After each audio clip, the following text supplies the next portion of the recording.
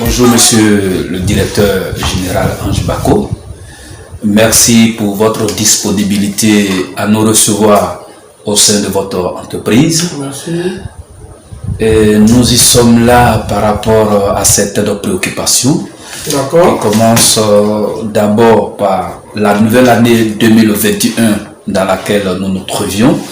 Nous voudrions bien que vous adressiez vos vœux les plus chers à la jeunesse, Vous verrez aussi à toute la population de la région du Guémont, et celle de Guéyébli en particulier, et vous verrez aussi pour cette nation. Et surtout que vous êtes le président d'une importante jeunesse, vous êtes aussi directeur général d'une importante entreprise et vous êtes un jeune cadre du peuple. D'accord, Wilson, bonjour à toi aussi. Je tenais à commencer par toi, présenter mes vœux les meilleurs, que cette année soit une année d'accomplissement.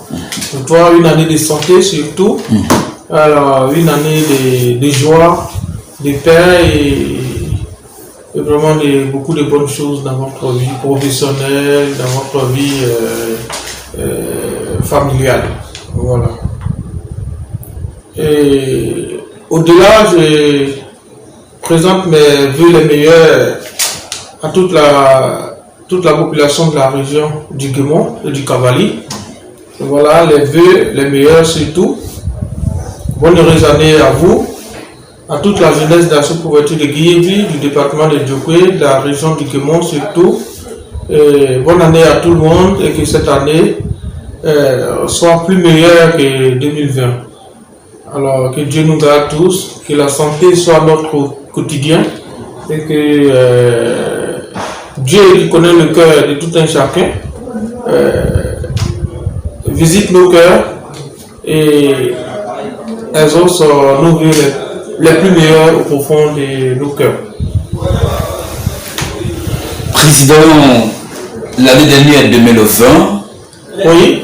Vous avez été nominé au cœur des personnes qui ont posé des actions dans le cadre du développement socio-économique du peuple web. Vous avez été nominé dans la nuit de la communication, la 6e édition de la nuit de la communication du groupe Info Gagnant. Alors, quelle était votre impression, vos sentiments? Merci Wilson. Il faut dire que ce sont des impressions de satisfaction, voilà, d'honneur surtout, voilà, de reconnaissance surtout. Il faut dire que Info Gagnant, j'ai été honoré par le groupe Info Gagnant l'année dernière, la nuit de la communication, comme vous venez de le dire. J'ai reçu un prix. Et ça m'a fait honneur et ça m'a permis encore plus galvanisés dans les actions sociales. Et là, d'aider plus encore, des sorties encore, vous savez, c'est pas facile de sortir, hein. Et donc quand tu sors, que tu donnes, et qu'il y a des structures comme Info Gagnant, il y a des groupes de personnes qui reconnaissent ce que tu fais, et ça encourage et ça te donne encore plus de courage et de faire encore plus d'avantages. Et donc ce sont des sentiments de reconnaissance surtout, de joie et vraiment beaucoup de gratitude que j'ai ressenti. Voilà, vraiment merci à vous encore. Le tableau il est grandement exposé à mon salon et je le regarde toujours et j'en suis fier. Merci. Président, vous êtes le président de la jeunesse nouvelle de Gaison. Gozon. De Gozon, oui. La jeunesse nouvelle de Gozon. Gozon, oui. Vous avez beaucoup de passion pour la jeunesse de Guéyébli. Alors, qu'est-ce que la jeunesse de Gozon, en particulier et celle de Guéyébli en général, a bénéficié comme des actions en leur faveur? Alors, il faut dire que la jeunesse de Gozon particulièrement bénéficie d'assez d'actions déjà. Voilà, je suis le président de cette jeunesse nouvelle de Gozon, en abrégé la JNG. Pour l'idée de la JNG, il y a beaucoup d'actions qui ont été menées. Il y a d'autres qui sont en train d'être menées et il y a encore d'autres actions à mener dans l'avenir. Voilà, parmi les actions qui ont été menées déjà au niveau de la GNG, il faut dire que la GNG est une association qui œuvre dans le social, voilà, qui œuvre dans le social entre nous les membres d'abord et après au niveau de notre village ensuite. Il faut dire que dans la GNG, il y a des cotisations, il y a des dons. Voilà, il y a des dons, il y a des legs et ces cotisations-là sont redistribuées aux membres de la GNG, sont redistribuées sous forme de crédit. Aux membres de la GNG, crédit sans pourcentage. Voilà, remboursable, mais pas avec un pourcentage. Et donc, ces cotisations, ces legs, ces dons de la GNG sont redistribués à ces membres d'abord. Ces membres qui n'ont pas d'emploi en tant que tel. Et ces crédits leur sont redistribués, comment on appelle ces fonds, ces cotisations de la GNG leur sont redistribuées afin qu'ils puissent, comment on appelle ça, mettre en place une activité économique qui pourra les aider à se prendre en charge. Et donc, pendant qu'ils font l'activité, ils remboursent un peu ces fonds et afin qu'on puisse les attribuer encore à d'autres membres qui seront dans le besoin. Et donc, ça marche depuis près de 4 ans dans la GNG. Ça permet à des jeunes aujourd'hui qui n'avaient pas d'emploi hier d'avoir aujourd'hui quelque chose à faire à Abidjan. Vous savez, nous sommes loin de nos parents, nous sommes arrivés ici, nous sommes venus nous chercher. Et donc, ce sont des actions qu'on mène comme ça pour pouvoir s'entraider. Voilà, s'entraider et permettre à d'autres qui n'arrivent pas à joindre les deux bouts, c'est avoir une activité génératrice de revenus. Et donc, on a des fonds qu'on redistribue à nos membres sous forme de crédit.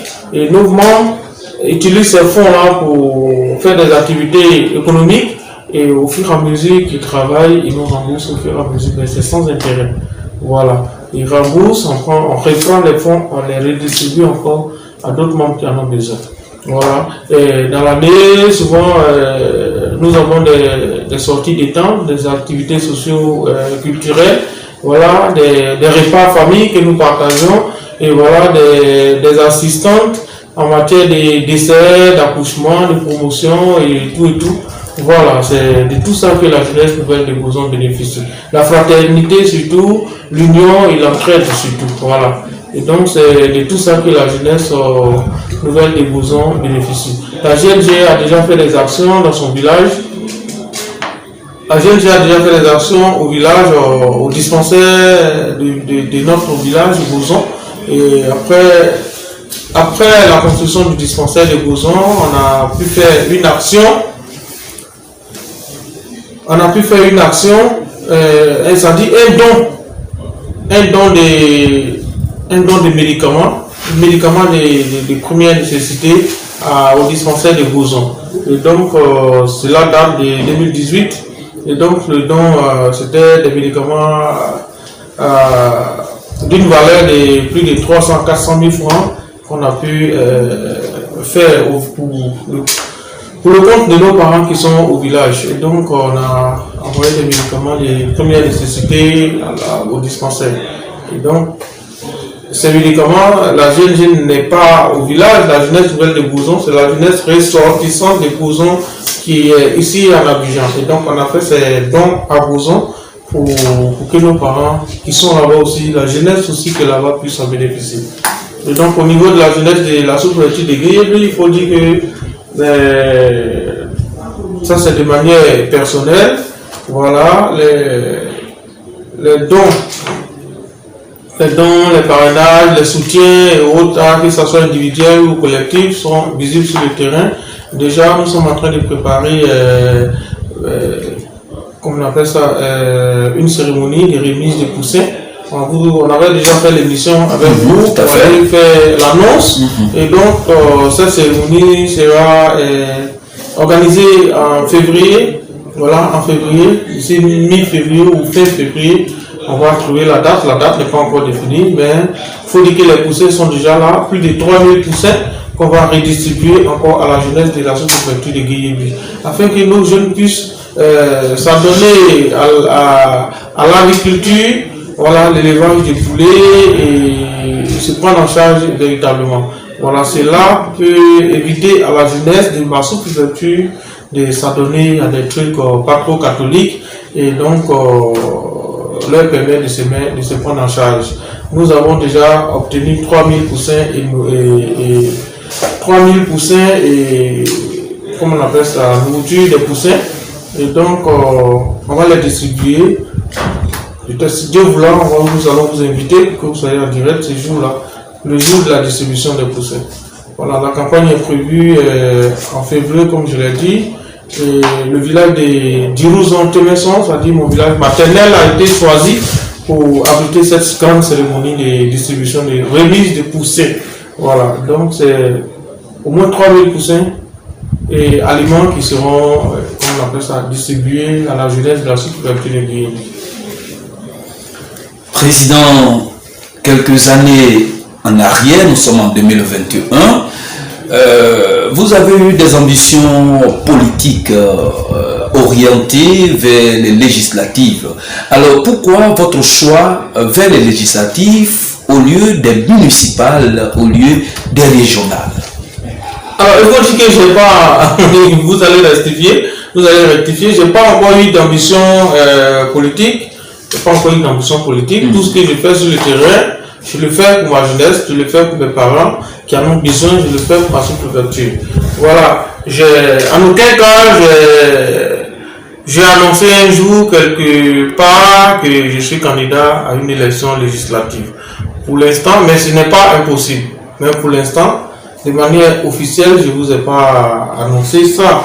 Donc, c'est comme si vous me prêtiez des intentions. Donc, on ne me prête pas des intentions. Le moment venu, vous allez le savoir. Voilà, vous allez le savoir. D'accord. Président, et si il arrivait que vous avez des ambitions politiques, quelle est celle au niveau d'être élu, quelle est vraiment cette activité politique qui vous intéresserait, la mairie, le régional ou les législatives dans toutes les activités politiques m'intéressent. Déjà, ce que nous faisons sur le terrain, c'est de la politique. Aller remettre 5 francs à quelqu'un aujourd'hui, peut-être tu peux le faire sans toutefois penser à quelque chose de politique. Mais les politiques, quand ils voient ces actions-là, ils se disent, mais ces derniers-là, pourquoi il fait ces dons, pourquoi il fait beaucoup de dons comme ça, c'est qu'il veut quelque chose. Bon, ils interprètent ça toujours selon une politique. Ils ne peuvent jamais voir ça comme quelqu'un qui a souffert par le passé et aujourd'hui, à qui Dieu permet aujourd'hui d'avoir quelque chose à manger et qui qui divise ce que Dieu lui donne et qui en donne aussi à ceux qui n'en ont pas. Et moi, c'est déplorable, c'est malheureux, mais bon, c'est comme ça, c'est comme ça. Et c'est ce qui fait d'ailleurs qu'il nous prête des intentions. Donc, alors que moi, j'ai jamais annoncé que je suis politicien. Mais tout ce que nous faisons sur le terrain, tout ce que nous faisons, toutes les actions, que ce soit sociales, toutes les actions que nous menons sur le terrain, quelles que soient les actions que nous menons sur le terrain, ce sont des actions politiques. Même ce que vous êtes en train de faire avec moi, c'est de la politique. Voilà, c'est une forme de politique. Et donc, si jamais ça devait arriver, tout m'intéresserait. Alors vous, pour le moment, vous êtes en train de poser des actions en faveur du peuple ouest parce que vous êtes une personne sociable. Vous n'avez pas encore affiché des intentions politiques pour briguer à des postes législatifs au municipal ou régional. Alors, un courrier circulant sur les réseaux sociaux de la part d'un communicateur, M. Dou Benjamin, vous demandant de vous retirer des législatifs pendant que vous n'avez pas encore annoncé une quelconque candidature aux législatives. Comment avez-vous trouvé ce courrier qui circule sur les réseaux sociaux? Il faut dire que le courrier engage son auteur. Voilà, ce courrier engage son auteur et d'ailleurs,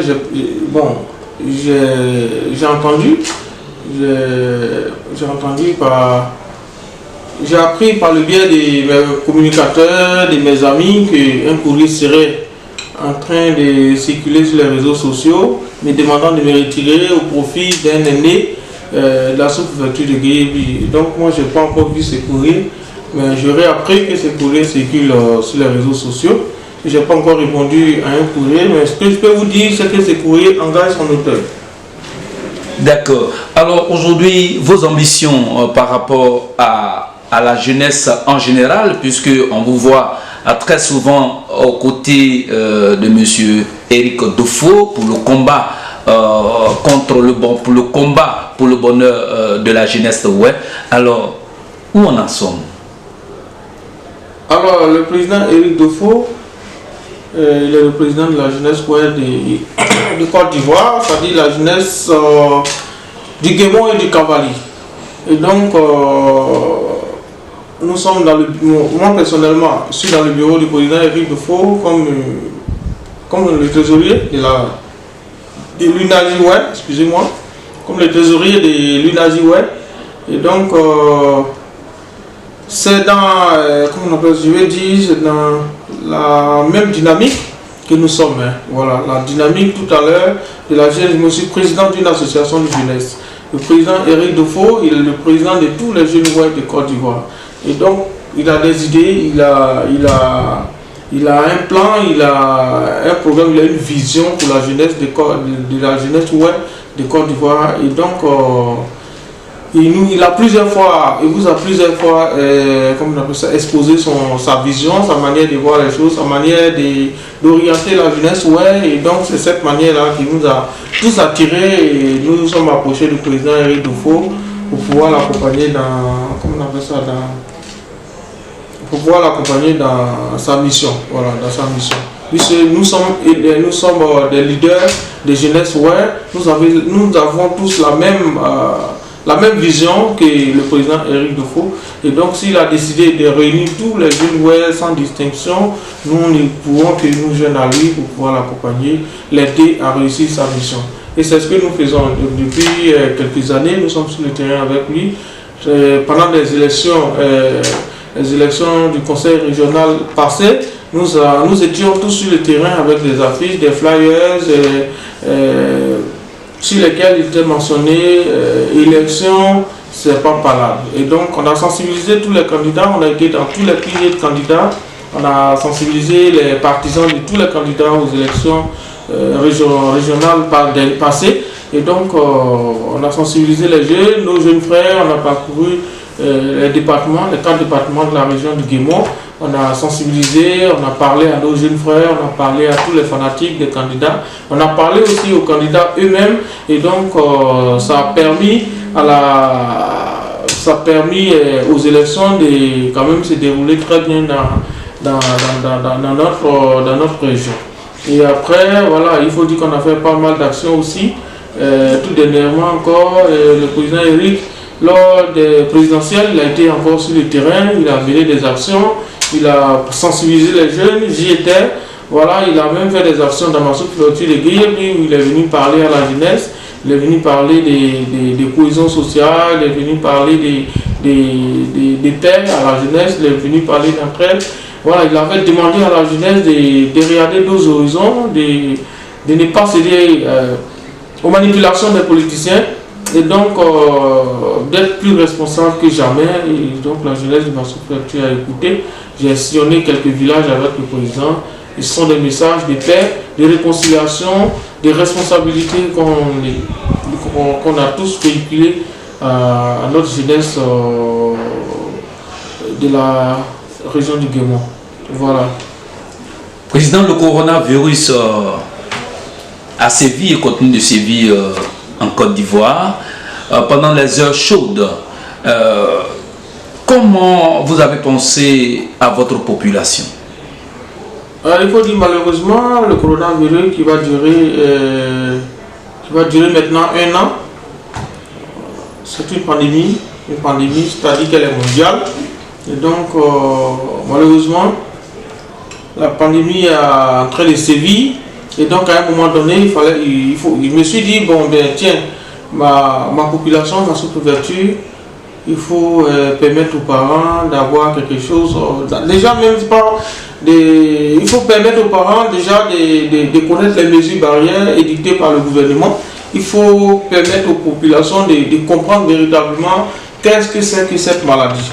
Et donc, comme on ne peut pas y aller les bras ballants et parler simplement, vous avez vu tous sur les réseaux sociaux, je me suis armé de plusieurs seaux, de plusieurs cinquantaines, centaines, je veux dire, plusieurs seaux de riz. Voilà, au moins 2 à 3 tonnes de riz, des gels-mains, des gants, des savons, comment on appelle ça, des savons hydro, voilà, savon liquide pour pouvoir se laver les mains, des seaux, voilà, en tout cas un peu de tout, voilà, un peu de tout, les gels hydroalcooliques, tout et tout. On a essayé de sillonner toute la sous-préfecture de Guayaquil. Au-delà de la sous-préfecture de Guayaquil, on s'est retrouvé dans quelques coins, à quelques villages à Bangolo et même à Diopé, on en a distribué certains seaux, on a distribué aussi dans les commissariats, dans les postes de police, dans les corridors et autres là, pour permettre à ceux-là aussi de se protéger contre cette pandémie. Et donc nous avons fait cela dans la limite de nos moyens. Voilà, dans la limite de nos moyens, nous n'étions pas en compétition avec quelqu'un. On a senti juste qu'il y a il y avait une pandémie qui sévissait et donc il faut absolument protéger les parents, quels que soient les moyens qu'on avait. Et donc on s'est déployé sur le terrain avec les moyens de bord qu'on avait. On a essayé de faire parler aux parents d'abord, on a démontré comment il faut se laver les mains, comment il faut se protéger, à quelle distance il faut tenir, voilà, il faut se tenir par rapport à son vis-à-vis, tout et tout, voilà, il faut se protéger, les cache-nez, tout et tout, voilà, on en a distribué des centaines, et donc c'était ce qu'on pouvait faire, et on l'a fait, les parents nous ont fait des bénédictions, nous ont remercier et continue toujours de nous remercier. Et donc quand vous arrivez dans la sous-préfecture de Guayaquil, vous allez voir des seaux à l'effigie des anges Nyonka un peu partout. Et donc c'est un peu ça, il fallait le faire, il fallait agir dans le temps et agir juste. Voilà, c'est ce qu'on avait fait. Président, aujourd'hui, on parle d'une bonne qualité, d'une amélioration au niveau de l'électricité dans la sous-préfecture de Guayaquil. Alors, à l'annonce de cette nouvelle, dans quel état vraiment vous étiez? Alors, je ne peux qu'être dans un état de joie. Voilà, dans un état de joie et dire merci au gouvernement. en l'occurrence au chef de l'État, Alassane Ouattara, qui a permis que ces projets voient le jour dans nos villages. Il faut dire que nos villages étaient avant électrifiés. Et donc les villages ont grandi. Bon, les villages il y a eu des nouveaux lotissements, donc il y a forcément des points de village, de certains gros villages, il y a forcément des points de certains gros villages où l'électricité n'arrivait pas forcément. Donc ça veut dire qu'on était dans un village, ou plutôt nous sommes dans des villages où une partie avait l'électricité et l'autre partie n'avait pas d'électricité. Et donc l'extension, c'était juste l'extension du réseau électrique et l'augmentation, comme on appelle ça, de l'ampérage. Ça veut dire il y a des villages qui étaient monophasés, qui sont passés en triphasés. Il y a des villages qui n'avaient pas assez de poteaux électriques, il y a eu plusieurs centaines de poteaux électriques, et donc l'extension du réseau électrique est aujourd'hui visible dans notre sous-couverture. Là, il faut dire merci au gouvernement et surtout dire sans faux fuyant merci à notre député, le député Oula Priva, qui a usé de ses relations, qui a usé de ses moyens pour nous apporter ces développements-là. Parce que l'État peut vous octroyer, mais sans quelqu'un derrière qui pourra booster pour que ça puisse sortir, ça peut mettre assez de temps. Et donc le député a usé de ses relations, de ses moyens, en un mot, de son carnet d'adresse pour que l'extension puisse être vraiment effective dans notre sous-couverture. À Guéébli, à Tchemeson, actuellement, vous allez voir un village de la sous-couverture de Guéébli, vous allez voir les poteaux sont en train de partir. À Bouzon, mon village était monophasé, Bouzon va passer en triphasé. Les piquetages sont en train d'être faits à Bouzon pour pouvoir. Bouzon va recevoir aussi des poteaux électriques et son réseau électrique sera étendu. Et donc nous disons aussi merci à notre député, le vice-président de l'Assemblée nationale, l'honorable Oula Priva. Et l'État de Côte d'Ivoire, avec à sa tête le président de la République, son Excellence Alassane Ouattara. Nous allons aussi dire merci à Marie-Jackie Raymond qui a œuvré pour que plusieurs villages aussi soient véritablement éclairés, électrifiés dans la sous-couverture de Guéébli. En l'occurrence, le village de Sropan, le village comme on appelle ça, en allant à Bangolo, après Guéébli, vous allez voir le village qui a été électrifié récemment, Gouliaison, voilà. C'est Gouliaison, non, juste avant Gouliaison. Comment on appelle, bon, je vais vous dire le nom du village après. Et donc, grâce au coup de fil,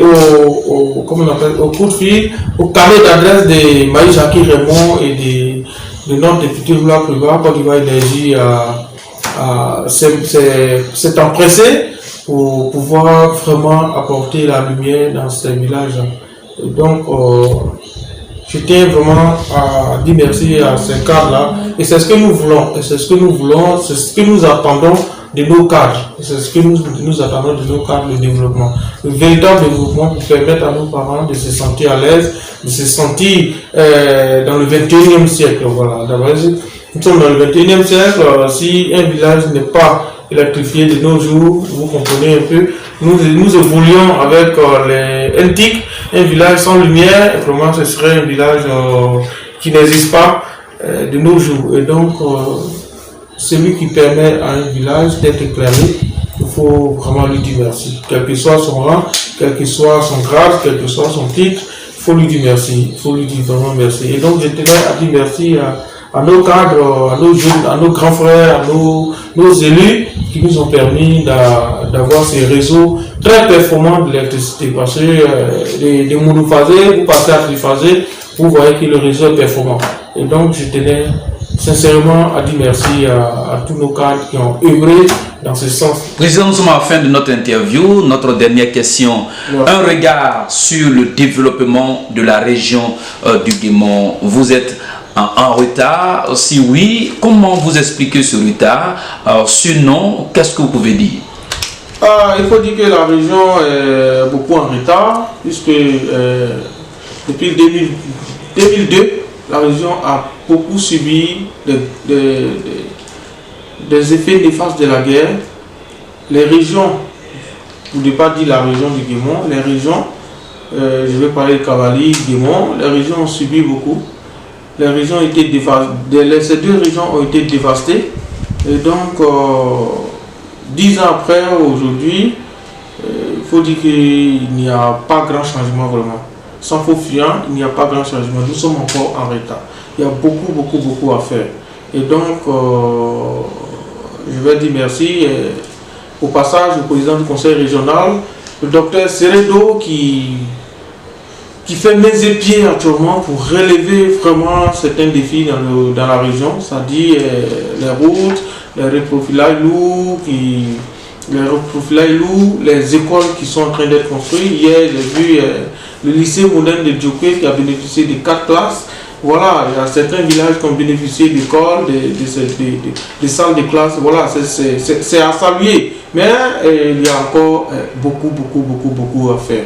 Et donc, je loue leur courage, qu'ils savent encore plus davantage de courage, de détermination afin de faire plus encore, parce que nous sommes beaucoup en retard.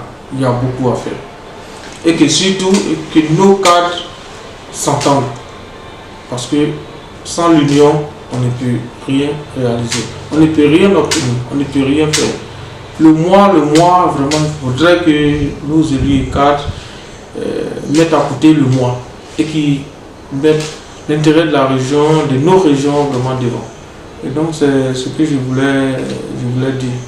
Justement, au niveau de l'harmonisation des relations entre vos cadres, afin d'aboutir à une union forte qui privilégie les intérêts de la région sur les intérêts personnels. Est-ce que dans ce sens, vous envisagez entamer aussi des contacts pour aboutir à cet objectif? Oui, c'est pas impossible. Entamer des contacts pour aboutir à la normalisation des relations entre nos élus et cadres dans la région, oui, c'est pas impossible, mais c'est pas facile. Ce sera pas facile, c'est pas impossible. Moi, je peux le faire, puisque moi, j'ai pas de problème avec quelqu'un. J'ai toujours respecté les aînés. Moi, mon éducation m'a toujours permis de respecter les aînés, qu'ils soient cadres ou pas, qu'ils soient élus ou pas. J'ai toujours respecté tout le monde, du plus petit au plus grand, j'ai toujours respecté tout le monde. Donc, en l'occurrence, il n'y a pas de problème. Celui qui peut faire ça, c'est une personne neutre, comme nous autres, voilà, qui peut faire ça. Et donc, nos cadres, chacun a son QG, chacun a son service de communication. Et donc, quand on essaye de faire, les autres, ils essayent d'attiser encore la flamme. Et voilà, c'est un peu déplorable. Mais bon, c'est pas possible, c'est pas impossible, c'est pas impossible, c'est possible. On peut le faire, on peut le faire. Et bon, nos cadres déjà, je pense que eux-mêmes, en tant que cadres, élus et cadres déjà de la région, quand ils font des campagnes dans des villages, dans des hameaux, ils savent ce qu'ils disent à nos parents. Et donc, si eux-mêmes, ils ne sont pas conscients de ce qu'ils disent à nos parents et qui n'arrivent pas à vraiment apporter le développement, ils n'arrivent pas à vraiment honorer leurs paroles et qui passent leur temps dans les querelles au lieu de s'unir pour apporter le développement, pour satisfaire nos pauvres parents qui sont enclavés, qui sont sans l'eau potable, qui sont sans électricité. Et là, c'est vraiment malheureux. Je pense qu'ils vont comprendre eux-mêmes sans toutefois que quelqu'un parte les voir pour dire bon, réconciliez-vous. Eux-mêmes ils savent que la réconciliation entre eux est vraiment une nécessité. Est vraiment importante aussi. Merci Président, nous sommes à la fin de notre entretien, comme nous l'avons dit. Alors, quel est votre mot de fin? Le mot de fin, c'est de vous dire merci, pour votre déplacement, d'avoir effectué ce déplacement jusqu'à mes bureaux pour faire cet entretien. Je tenais à vous dire merci. Je tenais aussi à dire merci à toute la jeunesse de la sous-ouverture de Guéyépli, la jeunesse surtout de la région du Guémon. Voilà, merci à tout le monde. Et que mon souhait le plus ardent, c'est que ces élections à venir, c'est-à-dire les élections législatives soient des élections apaisées chez nous. Voilà, des élections apaisées, sans palabres, sans violence, et que le meilleur gagne. Je vais aussi demander à tous les potentiels candidats, à nous tous, d'être courtois, d'adopter des comportements de courtoisie, des comportements de courtoisie. Le jeu électoral, c'est un jeu, hein. Voilà, que le meilleur gagne, que tout le monde soit vraiment élégant en parole et dans les actions. Et donc, merci à tous et à bientôt.